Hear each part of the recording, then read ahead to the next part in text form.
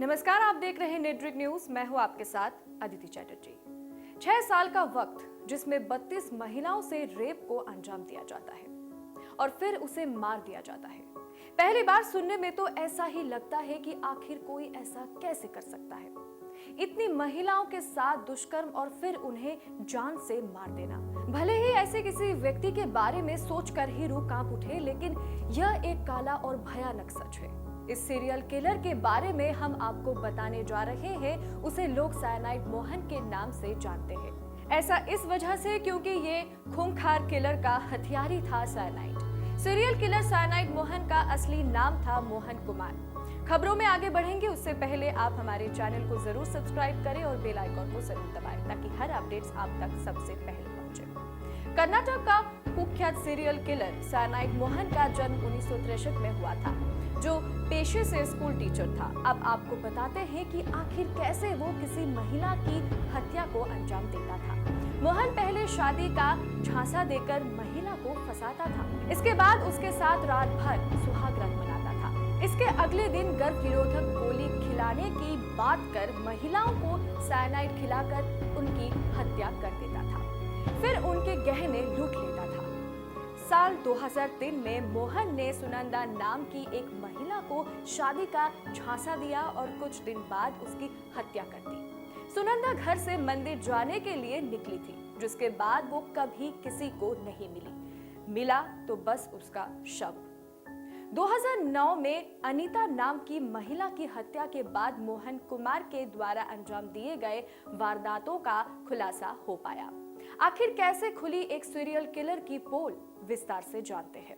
दरअसल अनीता की मोहन से शादी और फिर हत्या के मामले तक का घटनाक्रम कुछ इस तरह से है कि आनंद नाम से मोहन कुमार ने अनीता को फंसाया। हुआ कुछ यूं कि आनंद बॉयफ्रेंड बनकर अनीता को कुछ ऐसे फंसाया कि अनीता उससे शादी करने के लिए अपने घर से ही भाग गई। साल 2009 की बात है, जब कर्नाटक के हसन जिले के एक बस स्टैंड से उसने अनीता को रिसीव किया और फिर उसे एक होटल में ले गया। दोनों ने योजना बनाई थी कि दूसरे दिन मंदिर में जाकर शादी कर ली जाएगी। शादी से पहले ही आनंद और अनीता के बीच शारीरिक संबंध बने। सुबह होते ही अनीता शादी के लिए तैयार हो रही थी, तो वहीं शादी के लिए कुछ इंतजाम करने का कहकर आनंद होटल से निकल गया और अनीता को बस स्टैंड पहुंचने को कह दिया। वहीं से दोनों को मंदिर जाना था। थोड़ी ही देर में अनीता बस स्टैंड पहुंची, जहां आनंद उसके इंतजार में खड़ा था। यही वो जगह थी जहां आनंद ने अनीता को मौत के घाट उतार दिया।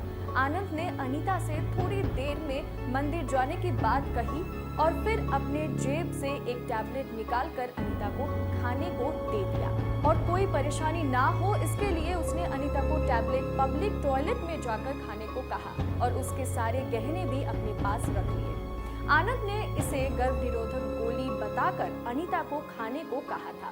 फिर क्या, अनीता ने ऐसा ही किया और फिर टॉयलेट में ही उसकी मौत हो गई। इधर आनंद होटल रूम पहुंचकर अनीता के सामानों में से जो उसे जरूरी लगा उसे अपने पास रखकर बाकी का सामान नष्ट कर दिया। होटल का कमरा छोड़ दिया और किसी बस में बैठकर किसी और जगह चला गया। इस हत्या की गुत्थी कुछ ऐसे सुलझी कि साल 2003 से 2009 के बीच दक्षिण कर्नाटक में मौत के करीब 20 ऐसे मामले सामने आए, जिसमें महिलाओं की मौत बस स्टैंड के पास के टॉयलेट के अंदर हुई थी और इन महिलाओं की उम्र 20 से 30-32 साल थी। इन सभी महिलाओं को देखकर लगता है ये सभी दुल्हन बनी थी, लेकिन इनके गहने गायब होते। इन मौतों में कई बातें कॉमन थी, लेकिन फिर भी पुलिस किसी नतीजे पर नहीं पहुंच पा रही थी। जब अनीता का मामला सामने आया तो सारी पोल पट्टी खुल गई। 16 जून 2009 को बंडवाल से 22 साल की अनीता के गायब होने के बाद इस गुमशुदगी को सांप्रदायिक रंग दिया जाने लगा और फिर हंगामा इतना बढ़ा कि लोगों ने पुलिस स्टेशन जलाने की भी धमकी दी। इसके बाद पुलिस ने लोगों से इस मामले को 1 महीने के अंदर सुलझाने का वादा किया। जब जांच शुरू हुई तो गुत्थी सुलझती गई। अनीता के फोन से अन्य युवती कावेरी, उसके बाद पुष्पा और फिर कई युवतियों के गायब होने की गुत्थी सुलझती गई। ये सभी गायब युवतियों के मामले भी अनीता के मामले के साथ ही खुलते गए और फिर तस्वीरें साफ होने लगी। सभी लड़कियों के गायब होने का एक कॉमन लिंक पुलिस के हाथ लगा, जिसमें सभी लड़कियों का लिंक बेंगलुरु के एक गांव से था। गायब हुई लड़कियों को इस गांव से फोन किया गया था या फिर इन लड़कियों ने गांव में कॉल किया था। पुलिस के शक की सुई पहले सेक्स रैकेट चलाने के मामले पर गई, लेकिन फिर गायब हुई एक लड़की के फोन पर धनुष नाम के लड़के से बातचीत की। बात सामने आई, जिसके बाद धनुष से पूछताछ की गई तो उसने बताया कि उसे अंकल प्रोफेसर मोहन कुमार ने ये फोन दिया और कॉल्स भी उन्हीं के लिए आते जाते थे। इस खुलासे के बाद पुलिस ने मोहन की तलाश शुरू कर दी और तब पता चला कि मोहन सुमित्रा नाम की लड़की से मौजूदा समय में घंटों फोन पर बात कर रहा है, जो बटवाल की रहने वाली है। अब पुलिस गुत्थी सुलझाते सुलझाते मोहन के पास पहुंची। इसमें पता चला कि वही साइनाइड मोहन था जिसने अलग अलग नामों से महिलाओं को फंसाया और फिर उनकी हत्या कर दी। पुलिस हिरासत में आने के बाद प्रोफेसर मोहन ने एक एक कर खुलासे किए। उसने शुरुआती पूछताछ में ही 32 महिलाओं को मारने की बात की, पर बाद में वो मुकर गया। मोहन ने बताया कि वो गरीब परिवार के लड़कियों को ही फंसाता था। इतना ही नहीं, शादी की इच्छुक इस लड़कियों को इम्प्रेस करने के लिए उनकी जाति का सरनेम लगाकर अपना नाम बताता था।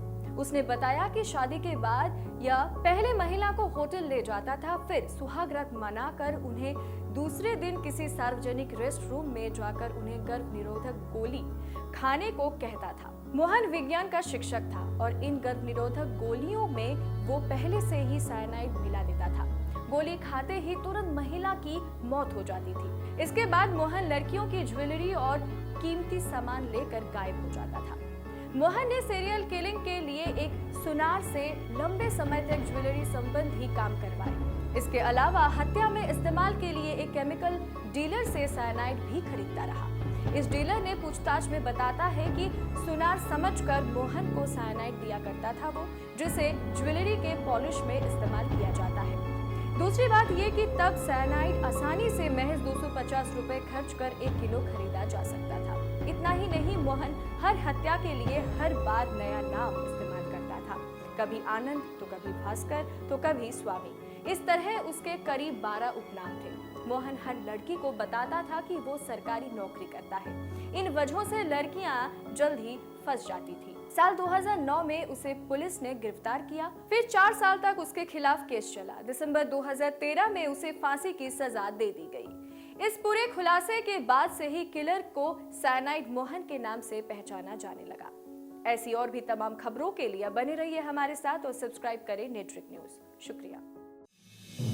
आप देख रहे हैं नेट्रिक न्यूज, साहस सच कहने का।